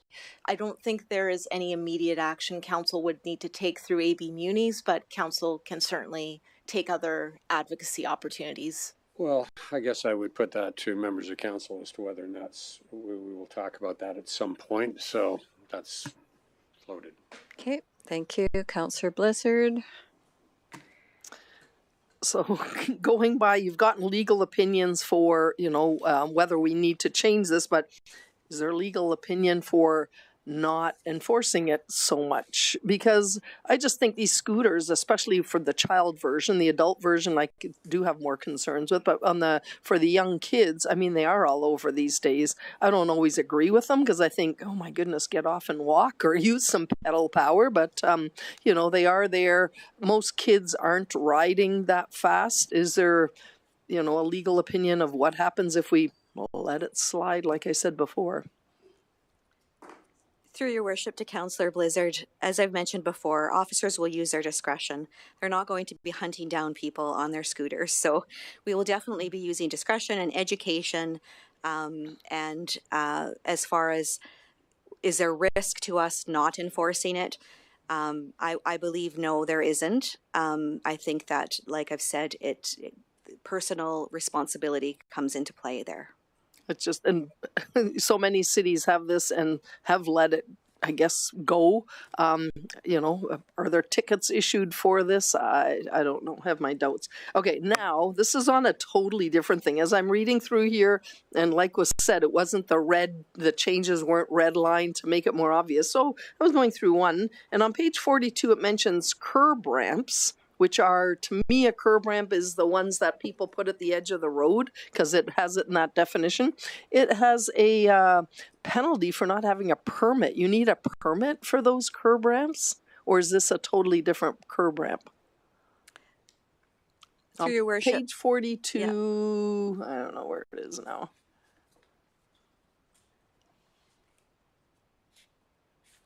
It has like a $250 fine for not having a curb ramp permit. Through your worship to Councillor Blizzard, that's correct, that there is a permit required to use those curb ramps. So they have to get permission from the city prior to putting in a curb ramp. So all of those black ramps that are on the road, everyone has a $250 permit? I don't believe that the permit is $250. Oh, that's the fine. That's the fine if they did not receive a permit. Yeah. Oh, any idea what the cost of a permit is? Or is there a cost? Not that off the top of my head, sorry. I'd have to get back to you on that. So the city just wants a permit for all of those? Okay. You're good. Okay, round 3, Councillor Kelly. Yeah, you bet. And Councillor Blizzard, I didn't mean to detract from what you were saying. I snorted only because I find this whole discussion absolutely ridiculous and unnecessary. Not your fault. Absolutely not your fault. Not our fault. I think it's ridiculous.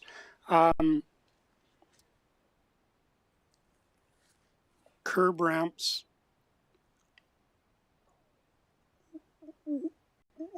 I didn't even notice that. Why would we need a permit for a flipping rubber curb ramp? Please help me understand, Corinne, if possible. Through your worship to Councillor Kelly, I believe that it has to do with, if you go to section 39 within the bylaw, it does allow for the placement of these curb ramps between April 15th and October 31st. And I would imagine that there is a permit required outside of those, that date range potentially for snow removal, street sweeping, that type of thing. Thank you. That I understand and makes sense. Mayor Katcher, question for you. A letter to the provincial government expressing our council's concern with this particular legislation seems to me to be appropriate and in order and probably timely, given that we're discussing this subject today and a change in our bylaws. Because it's such a motion would be related to the subject at hand, do you think that notice of motion is necessary, or could an interested councillor make such a motion right now? It would be germane to this topic, so I would accept it without a notice of motion at the end of this. Perfect. So it's on the table. I will if nobody else volunteers. So, okay, thank you. Okay, so we'll get back to the actual bylaws. So I need someone to put a motion on. Go ahead, Councillor Harris. Go ahead. Well, to get it going, I would move that council give first reading traffic bylaw C-1125 for the purpose of regulating and controlling vehicle, animal, pedestrian traffic within the city of Fort Saskatchewan. Great, thank you. Do you wish to speak to the motion? Well, I do. I think we are on the horns of a dilemma in relation to having to do something that is ultimately going to not make some people in our community or other communities happy. But the reality is we have an obligation, a legal responsibility to enforce our legislation we put in place. We cannot turn a blind eye. To turn a blind eye to an enforcement is negligence. And a legal opinion would be forthcoming to that context. So in this case, I would suggest that if we put this in place, what you're suggesting in terms of your methodology is probably sufficient. But if we have a service standard that we fail to adhere to, or a bylaw that we're not appropriately enforcing, then we could be summarily liable and negligent. So I would suggest that administration needs to look at that very seriously in relation to our responsibility to enforce. And if it is a possible positive thing to change appropriate behavior, then I think that's about all we can do. We have to be able to say that we have done what we undertook to do. And that's something I know from effect from having been in this business for a long time. it's unfortunate that we have to do this, but it makes sense. I think what Councillor Kelly was suggesting, if he hadn't been prepared to put this on, we definitely have to write a letter to the provincial government to tell them that time has arrived for change. I think the issue of how they approach it from a safety standpoint is probably something we have to look at, because there are some crazy little people on their scooters in our community going hell-bent for leather. And I suspect Councillor Blizzard has probably run into some of those little crazy people going way too fast without protective equipment on, helmets or otherwise. And so there is an education thing that really has to come about in many regards. One, not to use them because you can't. And if we see that, we have to enforce it appropriately and in a judicious manner. So I move it on that basis. Okay, thank you. It's open for discussion and debate. Now I've got a couple comments on this. I won't go much longer than I did on the other one. When I speak to the grade 6 and the other students that come in, one of the things that I always tell them as a municipality, we are the child of the province. And what the province tells us to do, we are required to do. I said, it's just like being at home when your parents tell you, you got to do it, you got to do it. There's nothing around this. I want to thank you for your very good words that you said, that we could actually go out and say to people, it's not our preference of the city because we work to modernize our bylaw, but because we are required to comply with the Traffic Act, we are required to do this. So you're absolutely right. We need to send our message to the provincial government that they need to modernize theirs as well.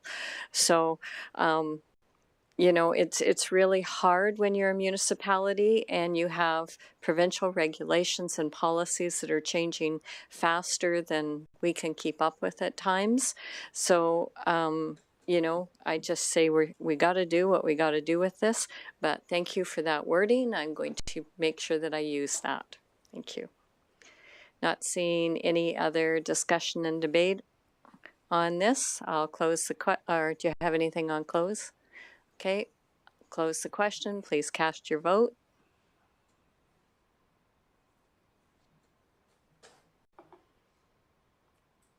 That is carried. You can continue on with second.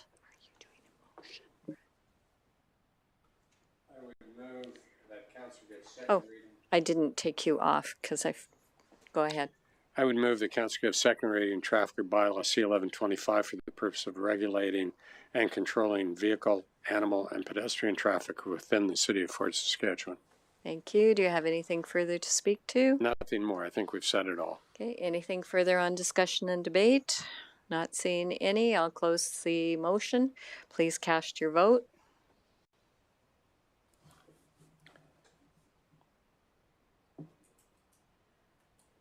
All right, and that is carried. You can continue with unanimous consent. I would move that council give unanimous consent to proceed with third reading of traffic bylaw C1125 for the purposes outlined in the report.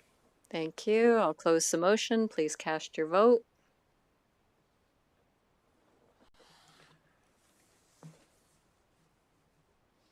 And that is carried, and you may proceed with third. I would move that council give third reading to traffic bylaw C1125 for the purpose of regulating and controlling vehicle, animal, and pedestrian traffic within the city of Fort Saskatchewan. Okay, thank you. Do you have anything further? Nothing more. Anything further on discussion and debate? Not seeing any. I'll close the motion. Please cast your vote.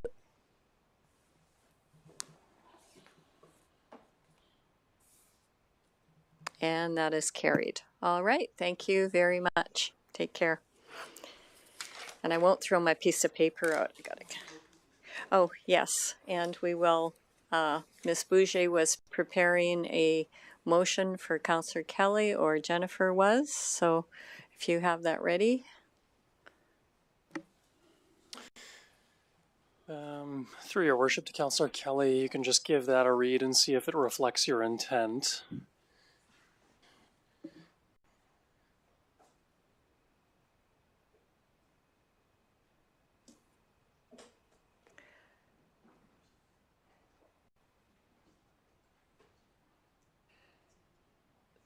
So I'm just going to ask a question. Should it be more broad than the e-scooters? Because within ours, it's e-scooters, pocket bikes, golf carts. So whatever the word was. Micro mobility devices? So I'm just asking the question, do we want more than e-scooters or for what we had before? I'm just asking. Through your worship, if council wants to be broader than e-scooters, micro-mobility devices is the term that we used to encompass e-scooters and then the broader electric devices.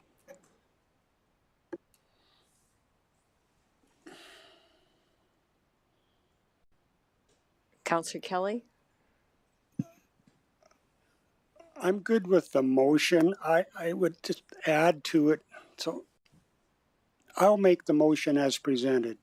I move that Council direct administration to prepare a letter to Alberta Minister of Transportation and Economic Corridors expressing concerns regarding the current prohibition of micro mobility devices on highways as defined by the Traffic Safety Act and requesting consideration of regulatory amendments to support safe and practical integration of micro-mobility devices within municipal transportation networks. Okay, and just before I accept that, I'm going to go to Ms. Rayner.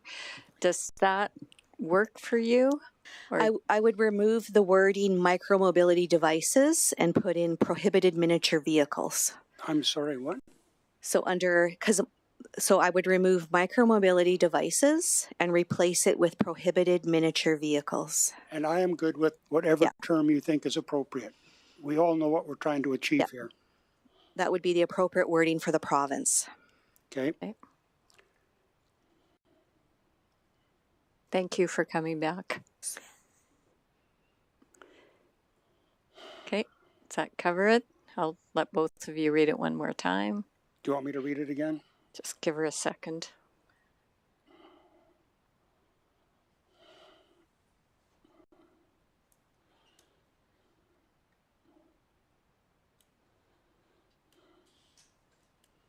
Yes, that works. Okay, since we changed that, I'll have you read it in again. Certainly. I move the Council direct administration to prepare a letter to the Alberta Minister of Transportation and Economic Corridors expressing concerns regarding the current prohibition of prohibited miniature vehicles on highways as defined by the Traffic Safety Act and requesting consideration of regulatory amendments to support safe and practical integration of prohibited miniature vehicles within municipal transportation networks. Okay, thank you. I'll accept that motion. Do you wish to speak to it further? I don't have to say a lot. I think everybody here has the same concerns. I would ask whoever drafts it to make it as stern as you possibly can. And I would also like to suggest, and I'm looking for feedback here too, please, that this this letter be circulated electronically to the CAO and the mayor of all municipalities, urban municipalities with a population greater than 4,000 people. And I say that 4,000 by way of cutoff. I don't care if it's 2,000. I don't think we need to include rural municipalities because I don't see this as being a problem for them. It's an urban problem and probably a much more of a problem for larger urban areas than smaller ones. So I'd like this letter to be CC'd out as well. And I'll leave it at that. Look forward to comments. Thanks. Okay, thank you. It's open for discussion and debate. Councillor Harris?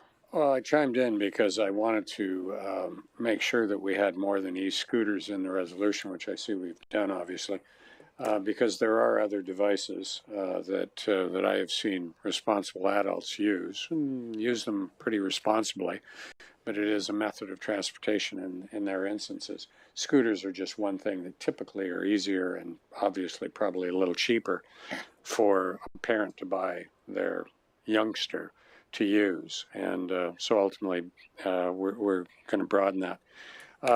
Yeah, I see it as an urban issue more than anything else. Obviously, you're not using these things on gravel. You can use e-bikes on gravel, I guess. And so I think sending this letter out, sternly or otherwise, yeah, ultimately we need something to be done. We need them to look at the fact that the legislation is a little bit restrictive, or way too restrictive, given the change of circumstances of recreation use. So there may be other things that come out of it, but I think this is ultimately a good move in the right direction. Okay, thank you. Councillor Blizzard. Yeah, I'm okay with sending a letter. I guess my only concern would be, you know, if we just put miniature vehicles, that we're going to end up having more and more of all of the vehicles in that category, because that would include golf carts. I'm assuming it wouldn't include, because we have that in a separate thing, the faster vehicles. So an e-scooter that's over 45 would still not be allowed, even if they allowed this. We would prohibit that it's in our pathways, right? So I'm okay with this, but I would still have concerns with opening up the door. I saw recently it was almost like a miniature car on the pathway, you know, to have a pole pile of those. They belong on a road. But anyway. Okay, thank you. I'll support the motion as well. I think it's a first good step. I know Alberta Municipalities has got something in there.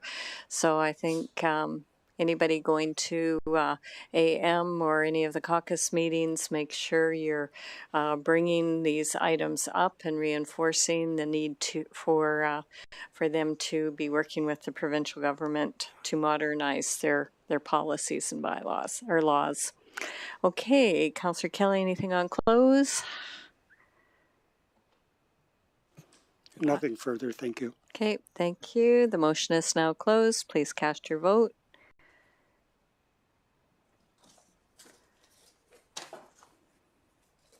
And that is carried. So any notice of motions? And I do thank you very much, Corinne, for coming back. I do have one that I'm going to read in. So at the June 10th, 2025 Council meeting, I will move that Council direct administration to prepare a report by the end of the third quarter of 2025 on the rationale for the current municipal development plan policy that requires street-orientated development along collector and arterial roads, and that the report include options for considerations for amending the MDP to allow greater flexibility with respect to this policy so that housing types on arterial roads may be considered on a case-by-case basis. So I read that in, and I've provided a copy of that. Are there any other notice of motions? Not seeing any. Are there any points of interest? Not seeing any. Any councillor inquiries of administration? Councillor Harris? So we had a particularly harsh winter, and our roads have really taken a beating and a kicking, and we got potholes over the place. I thought I saw one of our roads crews pulling a mobile asphalt tender around. Have we started to fill those holes? Because I keep hitting them. So when, and if not, when are we going to get this all done? Mr. Schaefer? Your Worship, the Councillor Harris, I don't have a specific answer. I believe we're out there starting that work now. There's a delay in terms of when hot mix asphalt's available, but that is now going, and I believe our crews are out there now. I don't have a timeline on that, but we can get back to you with that. Yeah, I saw our truck with our hot asphalt tender behind it coming through the parking lot at the DCC the other day. So that got me to thinking, oh, well, that's good. Now, are we going to get on this and get it done? Because the potholes were particularly bad, and I think we all acknowledge that and know that. So if it's moving ahead post-haste, that's good to hear. Okay, great. That looks like all of those.